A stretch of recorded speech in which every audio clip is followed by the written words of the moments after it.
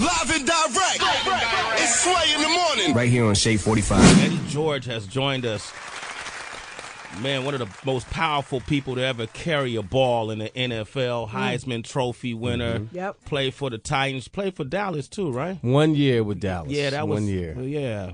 You didn't even play the full season, right? I've been playing like 5 games for them. Yeah. You didn't really like it there. No, I'm just, well, you know, you saw the jacket I wore when I walked in this morning. I feel you. I see you're a Raider fan. Huh? I grew up in Philadelphia, so I grew up an Eagle fan. Now, of course, I'm a Titans fan. That's where my allegiance lies right now. Okay. So, well, you know, we won't fight today, man, because I know that's not what you're about anymore. oh no, you can't fight because the Raiders suck. God damn. What is there to fight about?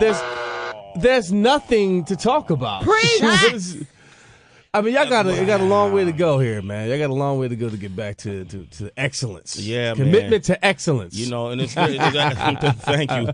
And coming from a Titan fan, you know, I'm sure I could take a cue from your book of success, being a Titan fan. How far did y'all go this past year? You know what? The same place y'all went. Right? We partied We're together. at the top of the draft picks too. You got early draft picks too. Exactly. I mean, you know, you must be hitting the bottom of the barrel when a Titan fan tell you your team sucks. Anyway, Eddie George is here, man. Yes. Hey, man, it's always good to see you. Yes, sir. I've seen you over the years. I was a big fan of your football career. Yeah. And I'm even more intrigued by what you're doing post-football career, what you've been able to accomplish. I know you got your MBA, right? Yeah. I went back to school, and, actually 5 years ago. Man, it went by fast. I graduated, went to Kellogg, Northwestern, got my MBA because I felt like I wanted to become a better businessman, understand the components of business. I have a landscape architecture firm. For the last 10 years, and there were some things I felt like I was missing out on, so I wanted to take advantage of that and really expand the brand, take advantage of it, leverage it, and figure out ways how I can build an enterprise. Wow. And so I decided to go back to school and get that. And like I mentioned, when I left the game of football, it was like stepping into the twilight zone, literally, because for so many years, since the age of 11, 12, every September, you know, you smell that fresh cut grass. You knew it was time to get back on the football field, and it was time again. And that ended for me at the age of 31. Yeah. And that's pretty much all I knew. And I prepared for myself financially, and I was doing other things, but nothing can prepare you for when your life purpose at that particular time is over. Wow. You know what I mean? And now you're stepping into a new realm, a new being, and you have to resurrect yourself, and you have to go through that process. And I was able to come out on the other side through the arts. Yeah. So I said, you know what? If it's television I'm going to get into, if it's acting, then I want to learn the bones, the bare bones. So I got into theater. And through theater, I was able to channel that frustration, that fear, the doubt, the hurt that I had when I missed the game of football. Yeah. And I just fell in love with it. And then one thing fell into another, and then I got into Shakespeare, then I started doing plays.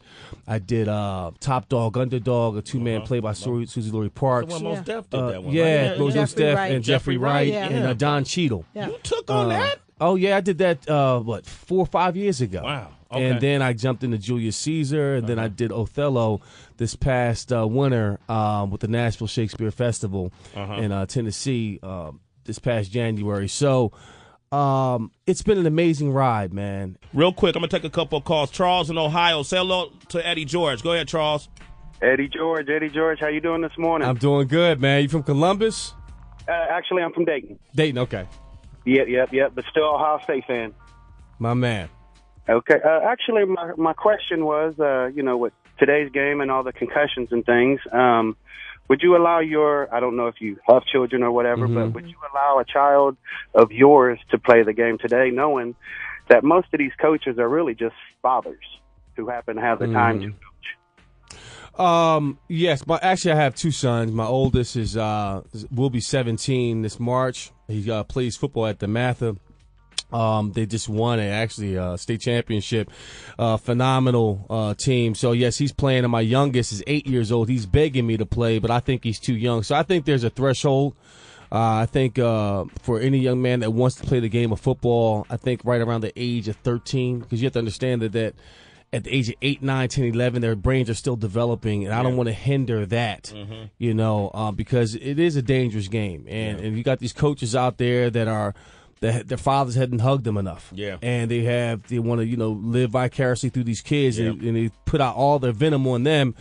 And, I think you said Friday Night Tykes. I mean, that's crazy. Yeah. I mean, come on, man. I'll be out there fighting somebody doing it to my baby. So, it's especially in Little League, you might not think it's dangerous, but Eddie, my football legacy. Oh gosh, I knew that's where it was going. But it's Go ahead, George. We relate to each other. I played cornerback and eventually moved to linebacker. And at 9 and 8, man, I was running as fast as a 19-year-old, and I was, kind of a little tank, and I was hitting these kids, man, and I felt bad for their parents. For the parents rocking them. I'm just rocking their kids, man. So I'm sure there's a few injured grown men today. What, Heather? Since you shared the beginning of your career with Eddie, you want to tell them how it ended? How it end? I'm just the Pee Wee Raiders. Somebody knocked the snot out of him. No, that never happened, Eddie George. I went to track instead. So, smart man. Yeah, thank you very much. Eddie George is going to do Othello for us right now. Is this Othello? This is Macbeth. Macbeth. Okay, Macbeth. I mean, I could do Othello if you want me to. You want to do it together, or you want me to do Othello? You tell me. Yeah, just do Othello. Damn, yeah. haters. I don't want to tarnish the moment. All right. Now I gotta dig deep for this one. Most potent, grave, and reverend signors, my very noble and approved good masters, that I have taken away this old man's daughter, it is most true. True, I have married her. The very head and front of my offending hath this extent no more. Rude am I in my speech, and little blessed with the soft phrase of peace. For since these arms of mine had 7 years' pith till now some 9 moons wasted, they have used their dearest action in the tented field. And little of this great world can I speak more than pertains to feats of broil and battle, and therefore little shall I grace my cause in speaking for myself. Yet, by your gracious patience, I will a round, unvarnished tale deliver of my whole course of love. What drugs, what charms, what conjuration, and what mighty magic for such proceeding I am charged withal. I won his daughter. Man. Eddie George, man. Bars, son. Bars, son. Hey, that was off the top of the head. It's off the top, right?